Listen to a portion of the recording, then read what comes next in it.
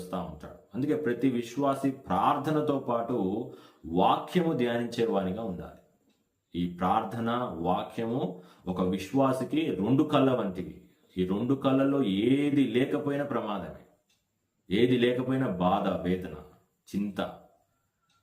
ఆ విశ్వాసి ఒక పర్ఫెక్ట్ వేలో నడవట్లేదని దాని అర్థం, ఏ ఒక్కటి మిస్ చేసిన.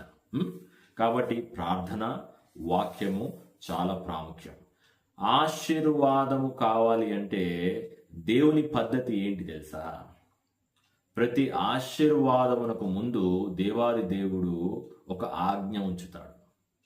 ఆజ్ఞ వెనుక ఏముంటుంది? ఆశీర్వాదం ఉంటుంది. ఒక ఆశీర్వాదమును పొందుకోవాలి అంటే ఒక ఆజ్ఞ, దేవుని యొక్క సూచన. ఆజ్ఞ అంటే అదేందో ఆర్డర్ వేయటము, అదేందో లేకపోతే అట్లా కాదు, ఈ లోక సంబంధమైన వారు చేసినట్లు కాదు దేవుని ఆజ్ఞ.